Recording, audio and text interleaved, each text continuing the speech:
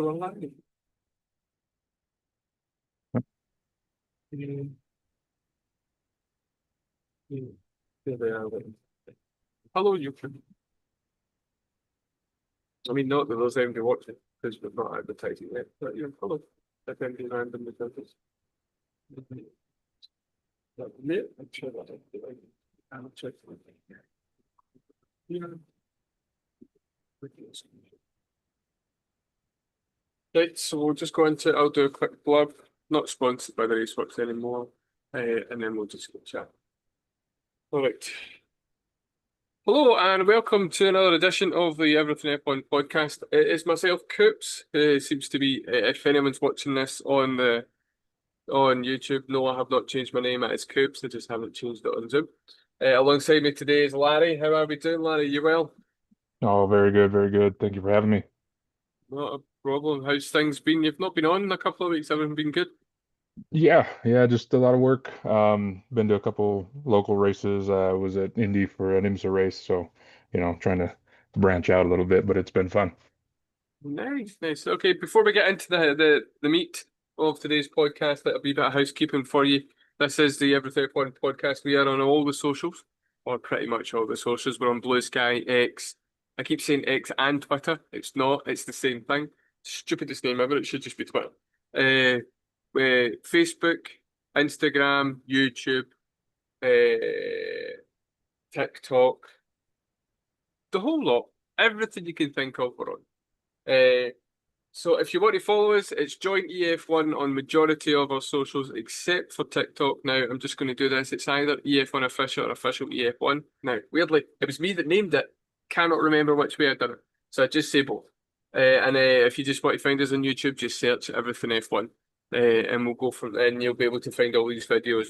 You get the raw, uncut versions of these YouTubes, the podcast recordings, and we put some other stuff out when we can get time to do it. So anyway, this weekend coming up, it's the Singapore Grand Prix. We'll just go through the quick stats of it. It was debuted, and Larry, I'm going to put you in the spot. What year was it debuted on? Can you remember? Oh, no. 2008. 2008, and it Oh, was the original night race of Formula One. Big fanfare. It also had the ignominy of having the controversy of Crashgate on its debut race. That was yeah. I think it's PK Junior, if my memory serves me right, in the Renault. A very I should have remembered interesting that. controversy. Uh, Maybe one day we'll sit down and have a good chat about these controversies in the podcast. We'll have a look into that. The lap distance is 4.927 kilometers with a race distance of 306.28 kilometers. That's 62 laps. Can you tell me who is the lap record holder? Now remember, Singapore's track got altered, so it's a relatively new one in the last couple of years, so you might know it. I'd have to say Lewis, but I'm not sure. Yeah, it was last year, and it was Oh, Danny Ricciardo. oh. See, like I Danny, said, right? last year was the start for me, so Yeah. I wasn't paying attention. And so Singapore is a lot quicker now because there was a whole section. I think there was a kind of right, left, straight, then a left kind of rectangular part that they cut out near Marina when they done some alterations to that kind of area of the track. So now that bit's just a straight, so it's a bit faster. Good few seconds faster actually, I think. So Singapore Grand Prix. Before we kind of get into it a wee bit more, Larry, what's your thoughts on it? You're a relatively new Formula One fan. What's your thoughts on the track, the race? It's been interesting, like I said, watching, and then obviously some of the Drive to Survive, dramatizations they put out.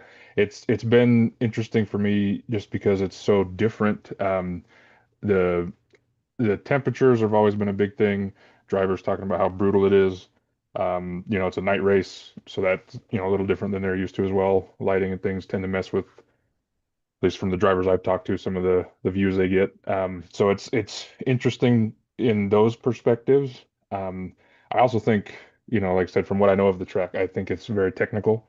So I'm excited. I'm interested to see what cars do better. I think it does have some of the straights, but I think the low to mid speed is going to be kind of make or break, at least in my opinion, this weekend. So we'll see. Yeah, it's definitely a track that I think that it was the one track when in 2023 I want to say where Red Bull just weren't very good. They won everything else. I think it was Carlos Sainz and the Ferrari that won that race. So I'm not looking personally. I don't think we're going to see much from Red Bull in terms of what they were like at the last race and the dominations or even the speed. I think they'll be round about there because you can't ignore Red Bull even now.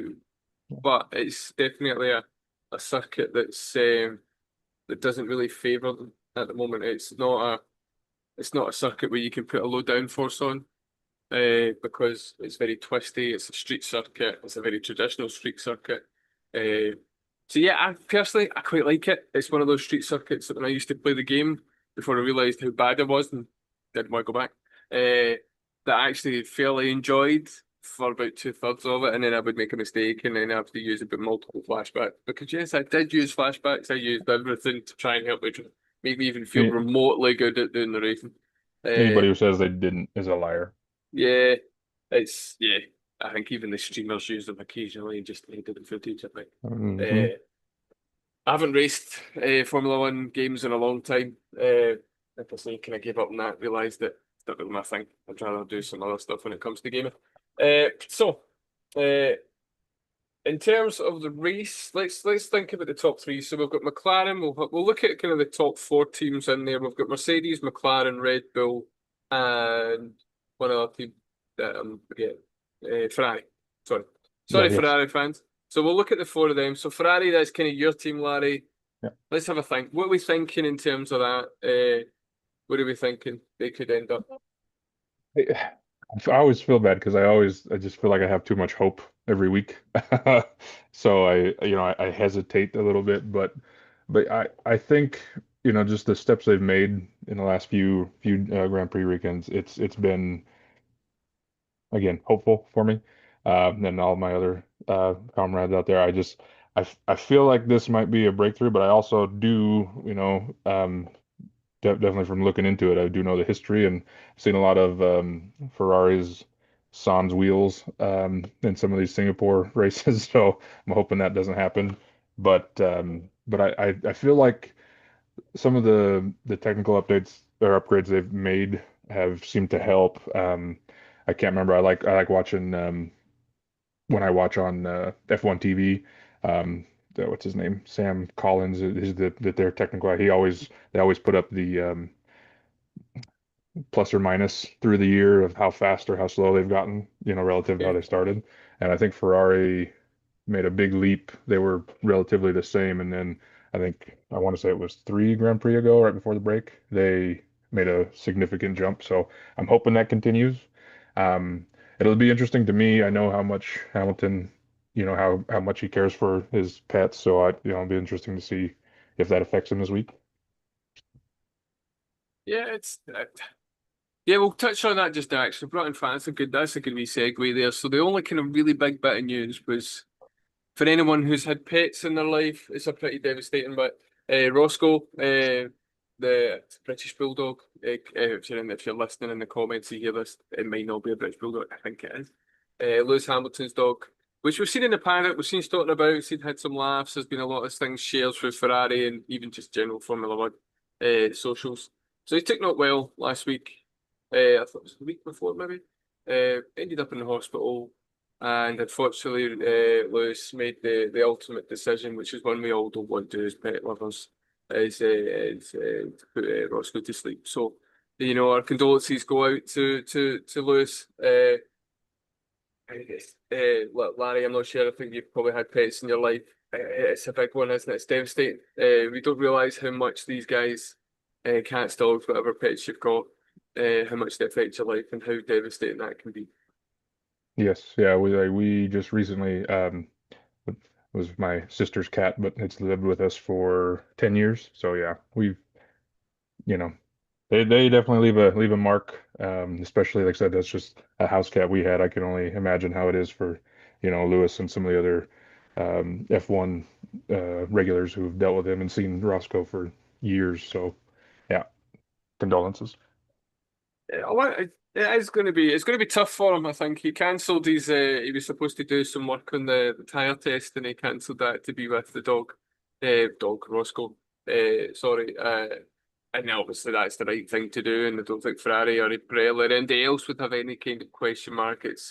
He wasn't going, and that was kind of the situations. But Yeah. it's definitely going to be interesting to see how he kind of brings himself, back into it. We know that Formula One drivers generally are kind of inhuman in the way that they can compartmentalize things and focus on it. But this is a slightly different situation. It could withdraw him into his shell a wee bit, or it could really focus him to kind of to do something for him in terms of just getting a result, maybe a wee bit more determined to kind of bury himself in the work. Not to say that he's not doing that anyway, but maybe that just extra tiny percent.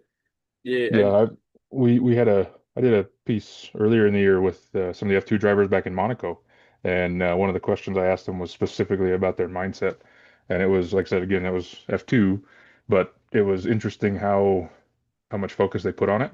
Um, so I know F1's probably even another step up, and I would assume, like you said, historically, I think most of them tend to throw themselves into it. So I I guess I hope that's the route that this goes.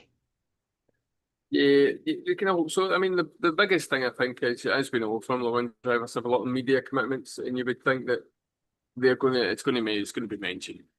Yeah. Our condolences with your loss and things like that. Unless Ferrari come out and kind of say, look, going to wrap it. He's done his thing, he's done it, let's let him focus. But, if that's the case, it might be conscious and part of his mind and constant reminder. Not that he's going to need much to be reminded of the situation, I suppose. But it'll be interesting to see how things go. The other team I was going to talk about, well, we're going to leave McLaren to the end of this because, it's McLaren. Let's talk about Mercedes. So, if I remember right, in the last race, which feels it feels weird because it feels like it was a while ago and it's It not does. that long. It just feels long. But George Russell done well. I want to say he got on the podium at the last race. I'm sure he was close at least. Let me just I get the stats up. believe P2, yeah. Yeah, see, this is me not being planned. Yeah, it was P2. Yeah, so it was Max Verstappen. My apologies. As you can see, very well planned and thought out this.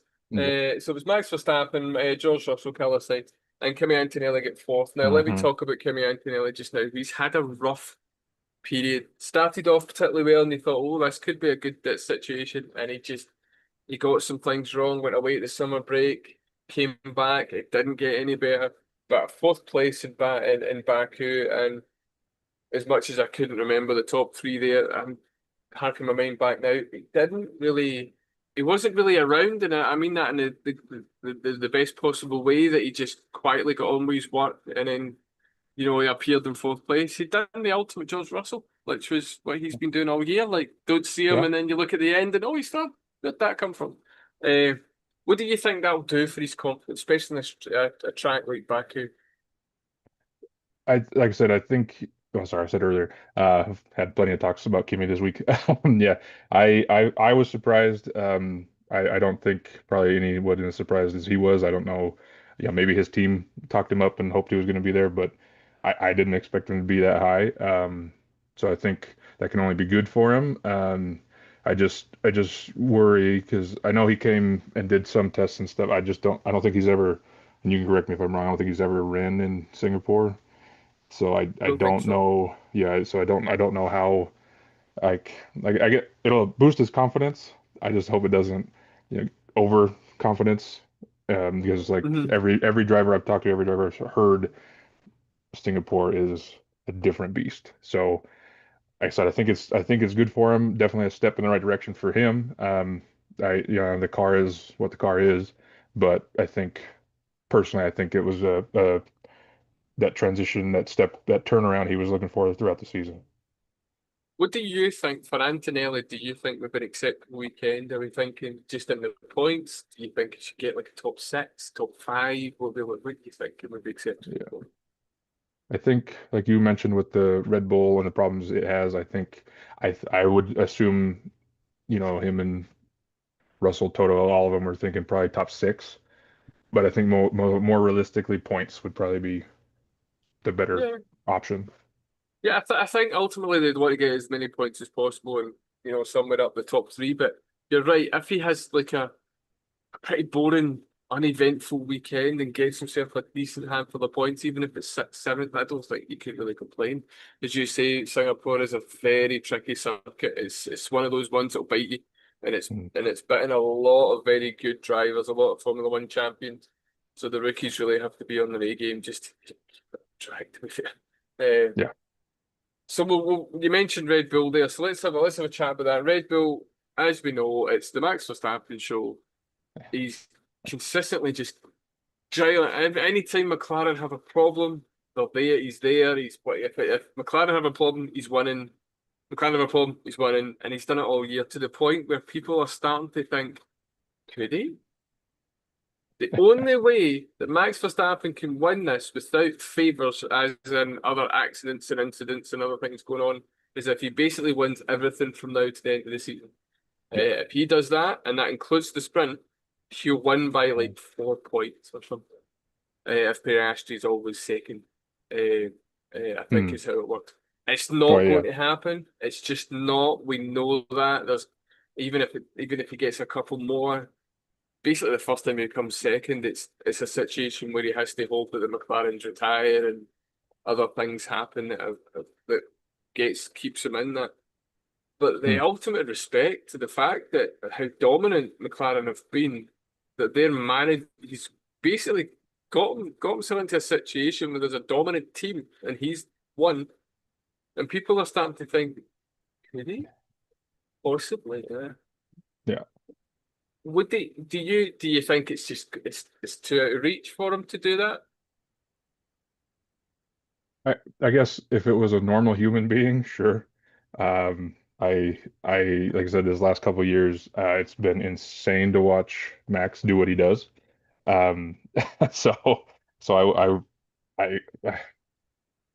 I guess it's possible. You know, like you said, the scenarios are there. I didn't expect Piastri's fiasco last Grand Prix, so I don't think you know, anybody expected yeah, that, to be fair.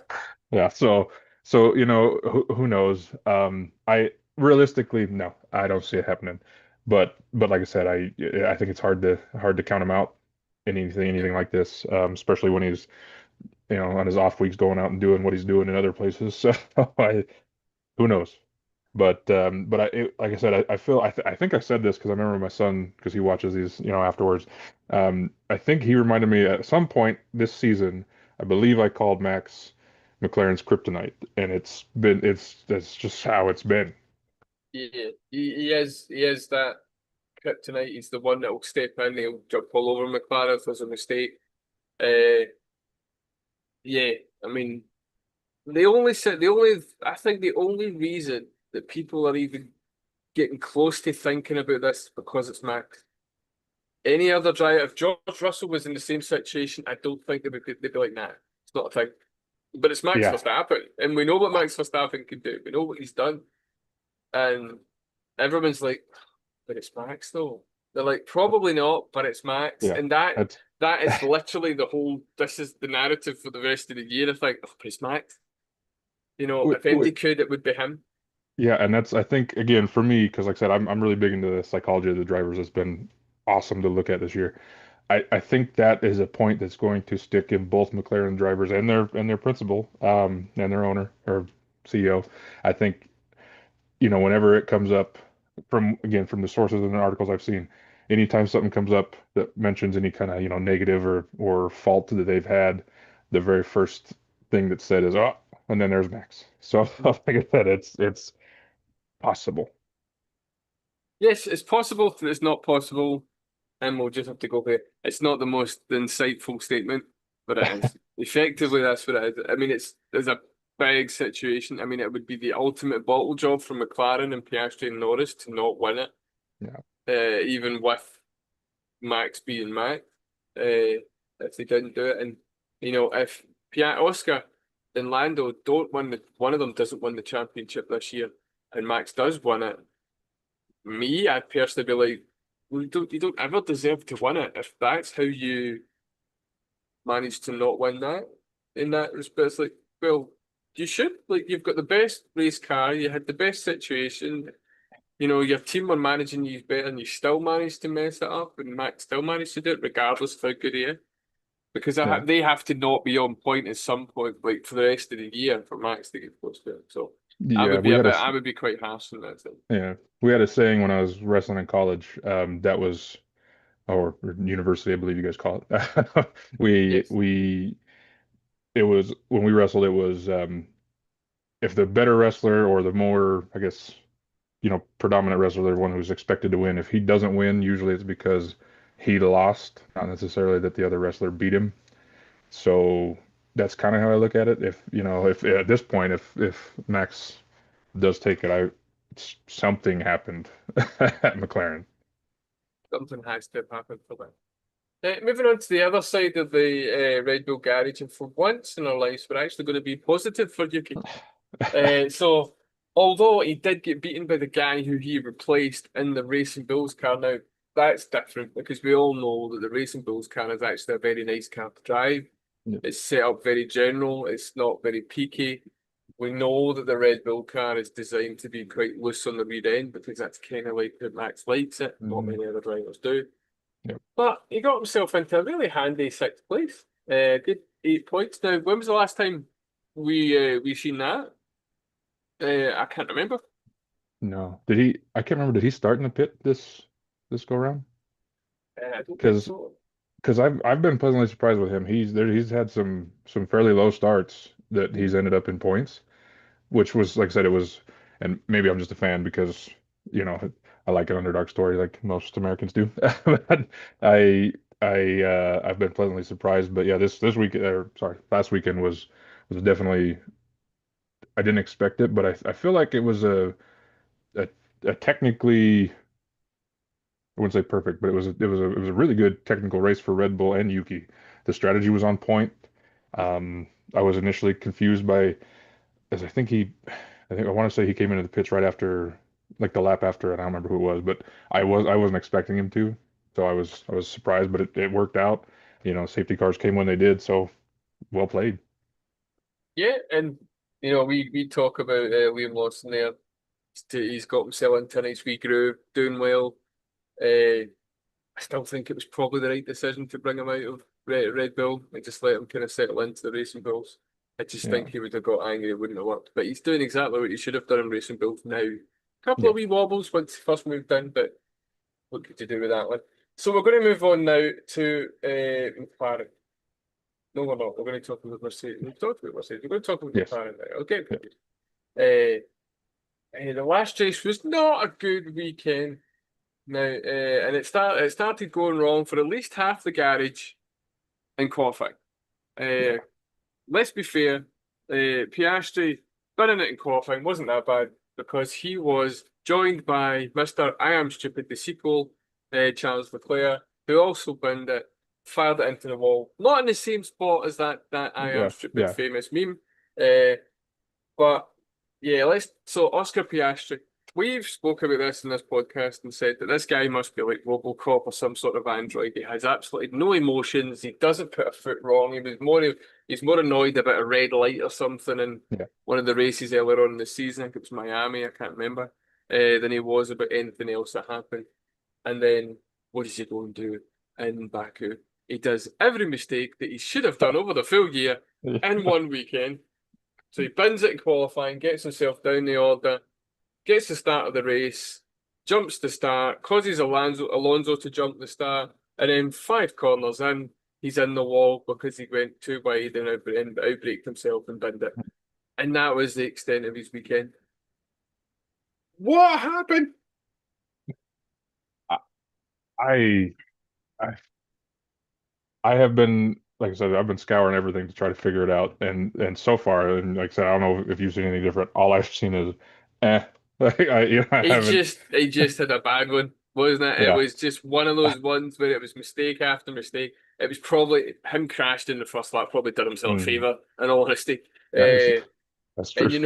and it's one of those. And do you know the funny thing was he was stuck. He ended up borrowing sort of the Marshalls floor and sat and watched the race. Same as what happened to Charles Leclerc at Hmm. Zandvoort a few races back. Uh, so, interestingly, we've now got a wee question mark about Oscar Piastri and the mentality thing. Now, we've said the Yeah, guy doesn't get flustered. That was a monumental screw up from him. He got every decision wrong. It was just everything he touched just broke or didn't work. And do you think we could see him going to be back to being Oscar Piastri, or do you think that there could be a wee question mark over him this weekend? What do you think? I think there's always going to be that question mark now for sure, but I, I, like being realistic, I think with his form he's shown all season, I think it'll back to the old Oscar, but I do think that was a very good peek into uh, humanity for him. It's not the RoboCop, it's not the no emotions. I think yeah, that first little incident of the weekend, and it just compounded. I've also and maybe this is what's going to happen the rest of the season, and maybe it will be Lando because looking back throughout the season, I've noticed personally, just even some of his radio um, back and forth with the team has been a little bit more snippy, I guess. Like it's you can hear it in his voice every now and then. So maybe the pressure is finally starting to get to him. Maybe he's tired of being, not the boss's favorite. So, who knows? Best way to prove him wrong is by winning the title and just be like, all right, and seeing him Yeah. smile for that. So anyway, because of the unbelievably bad showing by McLaren, the Constructors' Championship can now be settled in Singapore. Now, I don't know the connotations of how it works. I'm assuming it's probably going to be something similar to what it was before, that one of the teams have to outscore McLaren by like a sort of obscene amount. Because Baku it was McLaren only needed like 9 points more than the other team, so literally first, second, first, third, second, third, and yeah, they never did it. Lando Norris had a not very great qualifying in Baku, and then again mistakes in the pit stops. Yeah. He wouldn't have got one. He would. I think basically what they're saying was if that mistake wasn't there, which cost him around 2 seconds at the Baku Grand Prix, he would have jumped at least 2 spots, which would have been Lewis, not Lewis. It would have been Lawson and Sonoda. Mm. So that wee battle, he would have managed to jump that. Then he would have had the clean air to try and get fourth from Antonelli. What do you think now? Both these guys didn't have a great race. They made their mistakes. Do you think that they're going to put more pressure on the sail to try and be perfect at Singapore? And do you think this could be an opportunity for Verstappen to put the pressure on for Mercedes? Let's be fair, Mercedes are due a really good 1-2, 1-3 race this season, and they've got that momentum. So do you Yeah. think the fact that there is wee chinks now coming from both sides of McLaren Mhm. garage, do you think that the other teams are thinking, "Well, wait a minute, yeah, we could be onto something"? I, yes, absolutely. Formula One is I can't remember the exact analogy, but it's a pool of sharks, an ocean of sharks, if you Hmm. will. Like so any bit of blood, everybody's coming for it. So I could definitely see it. Like I said, I I think I said this in another interview I was doing. I think the pressure at this point is you would think would be off because they're so close to winning the constructors. It's don't do that and you have it. But I also think that sometimes that puts its own pressures and tensions in the team as well because again, this is just my opinion. I think that's what happened. That's the pressure to perform and be perfect. That that I at least again, I'm not a professional athlete. I'm not a elite motorsports pit crew member, but I do know that if let's say a cop gets behind me and I'm driving down the freeway, I will screw something up. So so I Yeah, assume it could only be that to the nth level, in this kind of context. yeah, it's that one where the harder you try not to make mistakes, you end up Mhm. making mistakes at things you don't even think about. And kind of the second nature stuff. We've all seen it, or sometimes that thing of it comes in threes. You make one mistake, you're like, oh, Yeah. there's another two more coming, and it kind of snowballs. So yeah, I can get that analogy. Whether that's I mean, we're talking about it now, and then they'll go out and be fastest the whole weekend. They get first and second, and then we'll be back on the podcast on Tuesday or Wednesday next week. Going, well, that was a good conversation. Uh, but as it's fight again, it's the fine margins, and these fine margins, especially at Singapore this weekend, is really, really going to be close because a fine margin in Singapore, you're in the wall, you're taking a wheel off, you're taking a wing off, and Hmm. it's really going to cause issue with the whole weekend. Uh, So yeah, it's going to be interesting. I'm sure. We're going to go on to now our predictions. Now our predictions are comically wrong. Like, not even close. Yeah. I think we've had one. I called Piastri DNFing when we done the preview. Now I forgot about this, and Morgan, who's been on the podcast, he's commented for the podcast before. Who, for anyone who doesn't know, is my son. He likes to race. And he reminded me when you called it, and I had to go back. Oh, so did I? There you go. I think that's about the closest I've got to getting anywhere. I think I might have. I think Morgan, when he put his in the comments on YouTube. So if anyone wants to get involved, get your comments in. I think what we might do actually for the rest of the season and maybe going on is I'll put a wee post on our socials asking anybody to put their predictions in. We'll read a few of them out for this part. Get it opened up outside the team. But he put his up on, and I noted it down, and he got the top three. I can't remember what race it was, a couple of races back, Uh, and he got the top three right. So someone who's not even involved in the podcast is doing better than us. We might get one right, we might not. So let's get on to it. We're going to go with the usual pole position, top three, and a wild card. I'm getting the. uh, I've got gold. I've went gold for today, so let's go for it. I'm gonna give pole to George Russell, I think. Oh, Russell, right? That's a good one. I like that. Yeah, like I said, I just think the performance has been improving steadily all year. And then, like I said, that Baku really, I was impressed. So I think he's gonna continue the form. Um, However, I don't think he's gonna win. Yeah. I am completely biased, and I'm gonna give that to Mr. Leclerc. Yeah. Um, just because I hope he's gonna do well in quali. Stay up there enough that he can at least come through with the win if the usual strategy problems don't persist. Um, I think, and then 2, 3, yeah. Oof. I'll go. It's going to be the McLarens. I just don't know which order. I'll go Piastri. We actually in Lando then. Top two. Right, okay. So your wild card. Ooh, I another hope that Albon is going to surprise us. So Albon's going to do well. And who is the best performing rookie that's on the podcast before? I know we talked about Antonelli, but I'm gonna keep it going with Hadjar. I've liked him. He's You surprised me all you've season. liked him all season, yeah. Hmm. Yeah. All righty, so it's my turn. Okay, so I'm going to go with Hamilton Pole. I think he's going to. I'm doing it for Roscoe. There's no scientific basis for this. I think he's going to get pole. Don't think he's going to win it. I think I'm going to similar for you, but for Roscoe, we're going to go with Hamilton as a pole position. I think Lando's going to take the win. Leclerc second,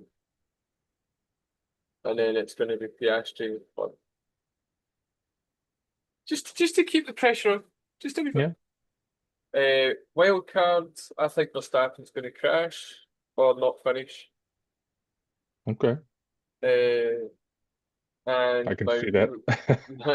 yeah, my best performing rookie. I'm going to say Antonelli. I want Antonelli to do better than he is. I want to give him that wee bit of confidence. I think the Baku, although it's not exactly the same, I think it gives him something, some idea of what it's going to be like with the tight, twisty corners, the right angles and things. Hmm. I don't think Singapore's it's comparable completely, but it gives a wee bit of a flavour to it. I just want him to kind of start showing that he's as good as Toto has said he is. Like just that wee bit closer to Russell over the weekend. Um, yeah, that's what I'm going to go with. So just for anyone who wasn't listening for the recap there, you've got Russell on pole, you've got Leclerc taking the one, Piastri and Lando top three. Alex Albon's going to have a good weekend. And that's points. We'll have a nice wee discussion about what you class as a good weekend and if we agree. And you're saying that Hadjar's going to be the rookie. I'm saying Antonelli's a rookie. I'm going to say Verstappen's going to crash out. My top three is Lando, Leclerc, and Piastri. Similar to yours. And Lewis Hamilton's going to get it on pole for Roscoe over the weekend. Knowing my luck, he'll blow out 15th in Q1. And yeah, because that's how great our predictions usually are on this podcast. So that is pretty much it for the preview of the Singapore Grand Prix. Just before we go, I'll get the timings. As always, I will do it for UK.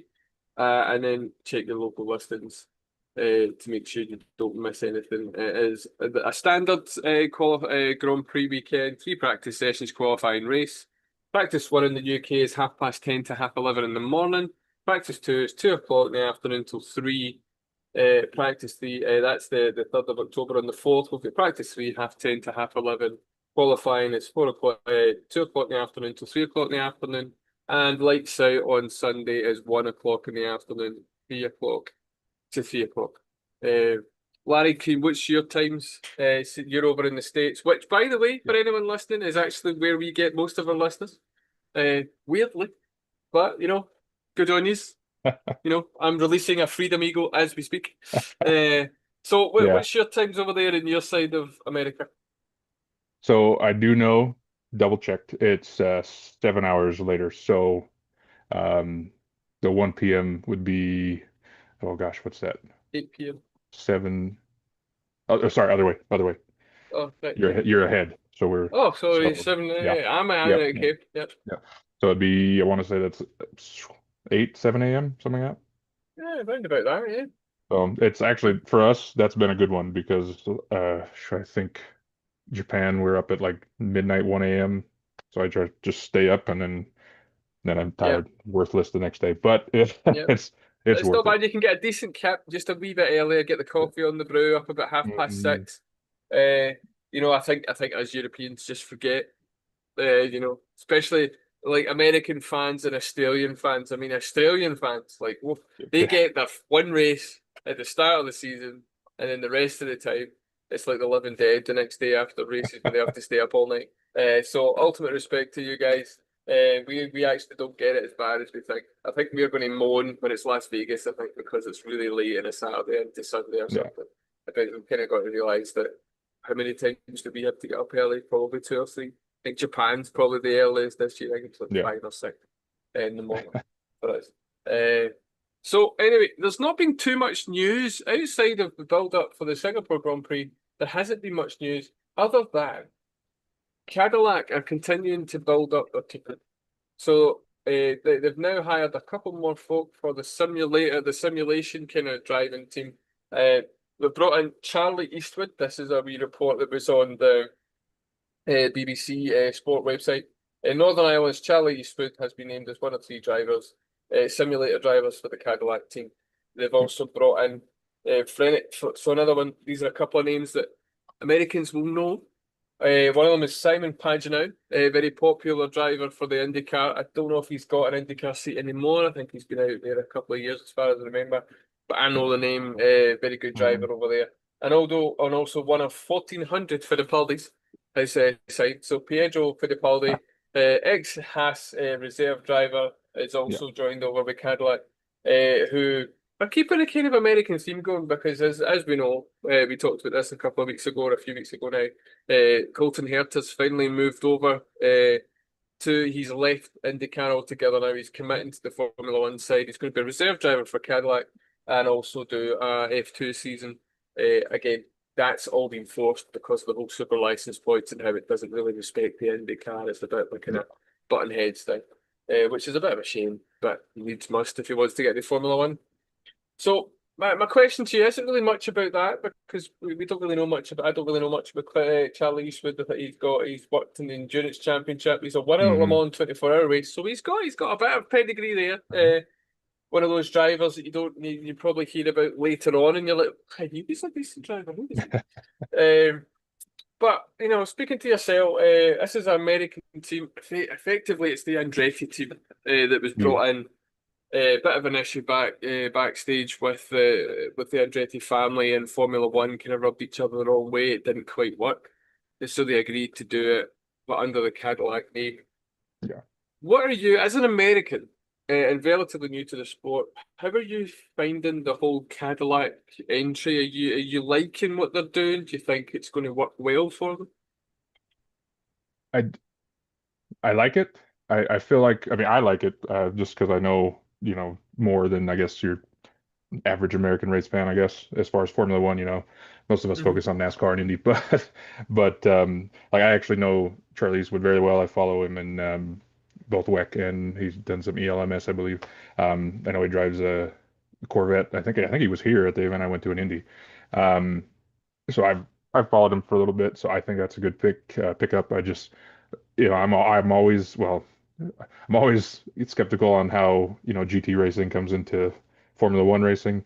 Max does it, but Max is Max. Uh, but uh, but I think I've been surprised by the amount of American race fans or just Americans who are now fans because of this. They've done a good job. I think the day of or the day after the announcement of the signings of Checo and Bottas, they were on Good Morning America, and that's Oh yeah, yeah, getting the PR every machine going. yeah, every American household. So I've had again because some people now where I'm at know what I do, so I've had people come up and talk to me. My neighbors came up and was asking me about it the other day. So it's getting out there. I think it's going to be big. I do feel sort of bad for Haas. They Gene Haas is obviously an American race owner, so I feel kind of bad, but I think we all know that they were a copy paste of Ferrari. So Yep. it's it's hard to. This will be the first sort of genuine American team. Like the facilities are trying to put up. I know they're the main facility they're based over in the UK, and you'd have to tell me exactly where. I can't remember, but they do have facilities here, and they're using them fairly well. Andretti is still doing all their what they can do here, GM and everybody. So I think it's going to be a big push for Americans into a different type of racing. Yeah, I think if I remember, if they're where I think they are, it's probably around the kind of Silverstone area. A lot of the teams have bases out there. Aston Martin, Red Bull. I'm sure Mercedes have that kind of all very close to that kind of Brackley kind of. There's a bit of a network out just around kind of Silverstone. I may be wrong, but if that's where you're going to put something in the UK, you kind of want to put it in. There was a lot of conversations back in the day with Toyota when they came in and they had like $1 billion budget and never won a race and hardly got any points and they really didn't and they didn't get themselves involved in that culture and get themselves into that bubble. It was kind of Mm. really fragmented, like certain things were built in Japan and then brought over and so and Jordan, which is now Aston Martin, they've took on a massive area of that kind of Silverstone complex and built a lot of stuff in there. So if you're in the comments to listen to it later on, shoot us a message, let us know where it is. I'm sure that's where it probably is, but let us know. Personally, for me, as a non-American, as you could guess by the accent, I'm not even going to attempt an American accent because that's not going to sound anywhere near good. Uh, I like it. I like what they're doing. I think they're making very smart choices. There was a lot of comments on social media that the Valtteri Bottas, Sergio Perez was a bit underwhelming, a bit boring. We wanted some kind of excitement, but you're bringing a brand new team which hasn't been done since 20, I want to say 2016. We're talking somewhere in that region of about a decade ago. Might be a bit earlier, a bit later, but I think in my memory it's 2016. Now Haas, when they came in, it was a different rule set. It was a completely different system. They were able to buy two-thirds of the car, uh, bought an engine, bought gearboxes, bought brakes, bought all sorts of things, and then they kind of built it from there. Obviously, it's become a bit harder for Haas. Like Haas coming in now, it'd be very different because you can't just buy the things that you bought.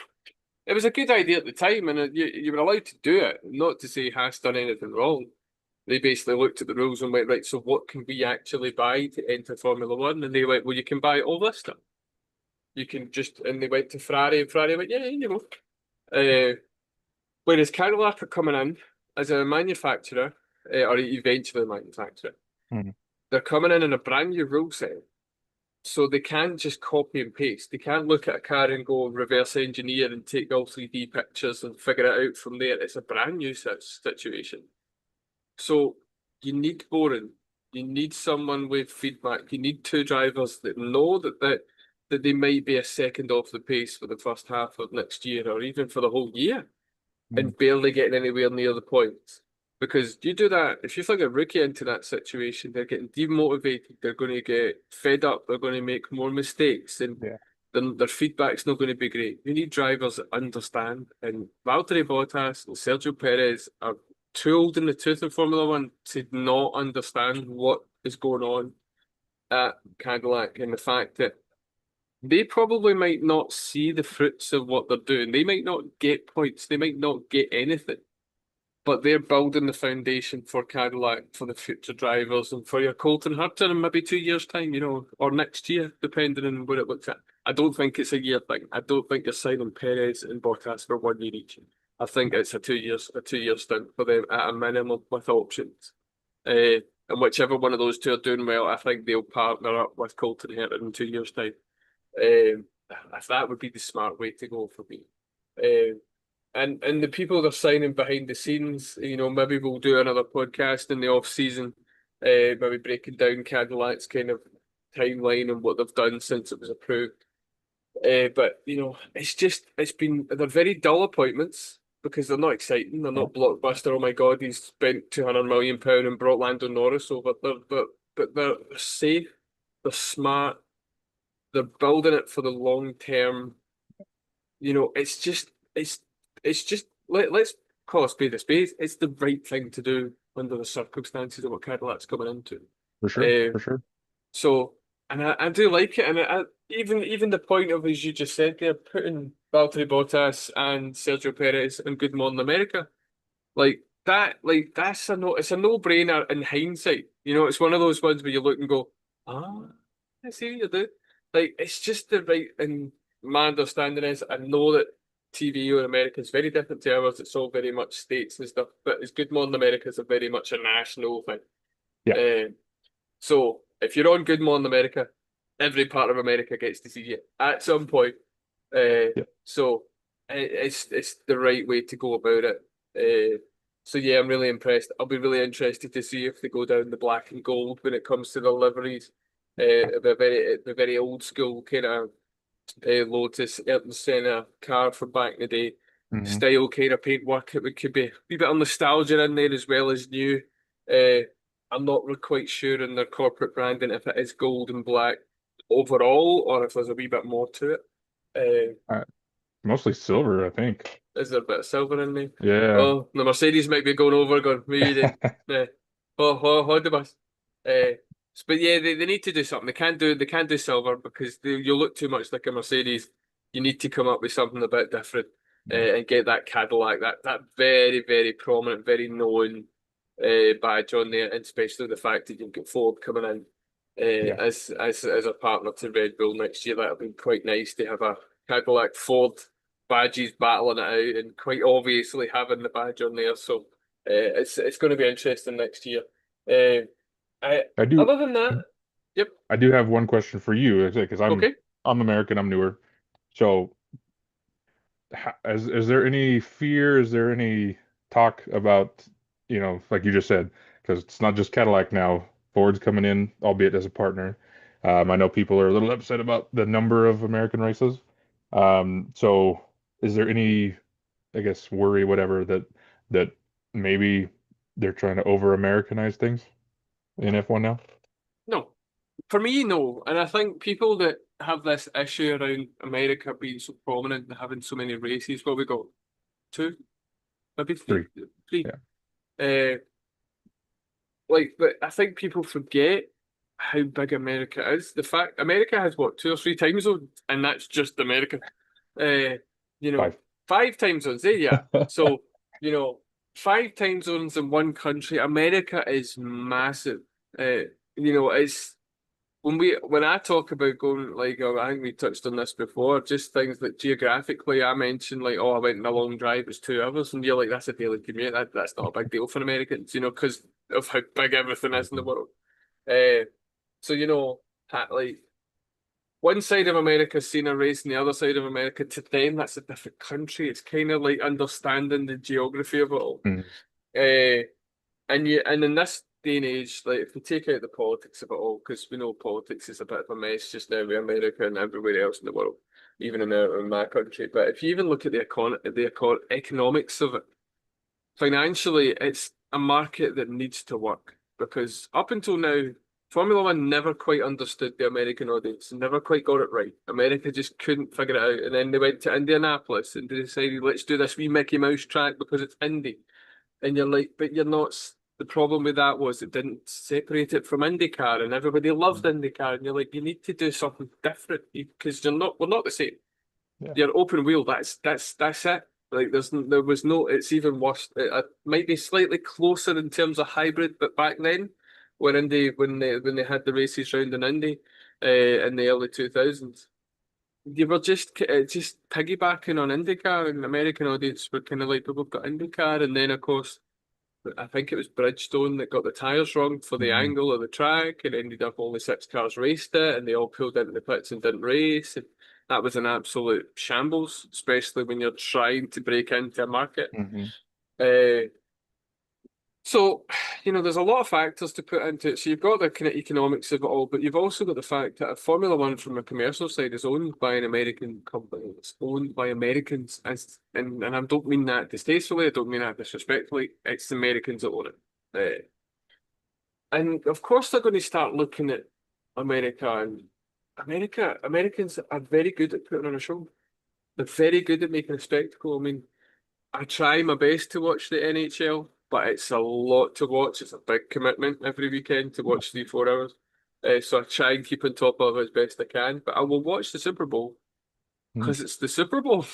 It's a spectacle. It's the build up for weeks after we know who's going in and the talk and everything else. And you're sitting there with me with the beers and the chip and the dip, and you're getting into it, and you're thinking it's 5 o'clock in the morning, I was going to work, you know, and but they're just good at it. They're good at putting on a show. They're good at putting on that bit of entertainment. Even again, American sport, NHL. I like my hockey. Again, it's a commitment to watch because they have a lot of games. But even the Stanley Cup, it's over 7 games. It's Hmm. like so. No, a lot for a long-winded kind of rambling answer, which you would never have got from me ever. No, I'm not worried by it, and I think in this day and age, it would be a very detrimental to the world of Formula One if America wasn't encapsulated the way it wasn't accepted. Formula One have figured that out now because let's not forget the Las Vegas Grand Prix ran without a promoter. Formula One are promoting that. Formula One put the money in to make that happen. And if falls on its ass, it's on Formula One. They've spent hundreds of millions buying that derelict part of the ground to build the paddock, and they were the ones that decided we're doing Las Vegas, and everyone rolled their eyes, and everyone, well, not Americans, but everyone outside of America probably rolled their eyes. Maybe some parts of Americans did. And then the race actually wasn't that bad, and Yeah. we were pretty decent races, and and anyone outside of America that wants to roll their eyes at the fact of the timings, just shut up because we've discussed that. You've got the whole season where you're pretty much okay. So we'll give this one to the Americans. Uh, so yeah, I think it was always going to happen, and I think Liberty Media have done it in the kind of right way. You were never going to please everybody when it came into the American market. You were always going to have that kind of, for want of a better term, a bit of snobbery. It's like, Hmm. no, this is ours. You don't know what you're doing. We can do this. You've got your IndyCar and NASCAR or whatever it is you want to call it. You keep that, Whereas now it's like it doesn't work. It does, my only issue is I wish that Formula One kind of accepted IndyCar as a bit more of Yeah. a brother sister on the same level because you can't. Are you going to turn around and say that Alex Palou has to go and drive an F2 when he's done what he's done in it? He's been a dominant racer in a spec series. I mean, come on. IndyCar is specifically designed where there's no domination. That's the whole point of it. And he's dominated, and not because of anything other than he's good. Yep. So Formula One want to turn around and say like Colton Herta, yes, he's not the best, and sometimes he drives, he's just a bit too fast and a bit too prone to the odd error.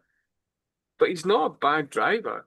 But because Formula One don't look at IndyCar as a level, as a kind of a Mm. partner, they kind of look down on them. He's got to go and drive an F2.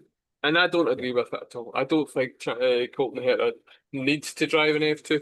And maybe even if he had the chance to sign for a team, I don't know if he would go an F2 or whether a team would decide to do that purely to give him the experience. But the F2 cars are close enough to F1.